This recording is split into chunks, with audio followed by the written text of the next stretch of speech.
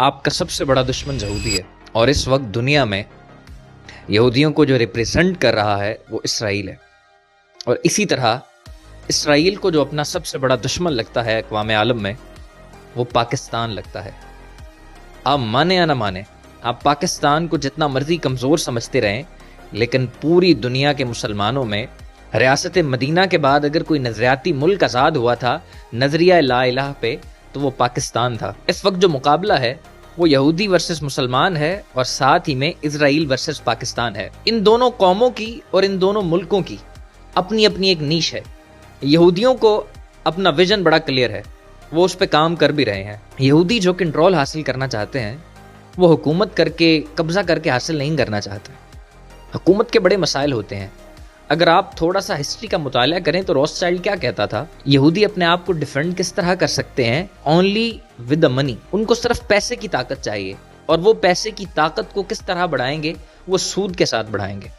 وہ اپنا مالیاتی نظام تھوپنا چاہتے ہیں، اور مسلمان اس کو کاؤنٹر کیسے کر سکتا ہے؟ اپنا معاشی نظام لا کے۔ آپ ہسٹری میں اگر جائیں، آپ کو مسلمانوں کی بڑی 5 شخصیات کو قتل کس وجہ سے کیا گیا، جس میں ذوالفقار علی بھٹو ہے، شاہ فیصل ہے، جس میں معمر قذافی ہے، یہ سارے کے سارے لیڈران کیوں قتل ہوئے؟ OIC بننے کے بعد جو پہلی توجہ تھی وہ اسی پہ تھی کہ ہم اپنا معاشی نظام لائیں گے، ہم یہودیوں کے اس معاشی نظام کو چیلنج کریں گے۔ یہ کیا تھا؟ یہ ورلڈ آرڈر کو چیلنج کرنا تھا، اس لیے ان سب کو قتل کروا دیا گیا۔ اب یہاں پہ مسلمان قوم کر کیا سکتی ہے؟ مسلمان قوم کے پاس اپنی دوسری سب سے بڑی طاقت تھی جہاد کی۔ علامہ اقبال صاحب کیا فرماتے ہیں تقدیر امم کے بارے میں؟ آپ فرماتے ہیں شمشیر و ثنا اول، طاؤس و رباب آخر۔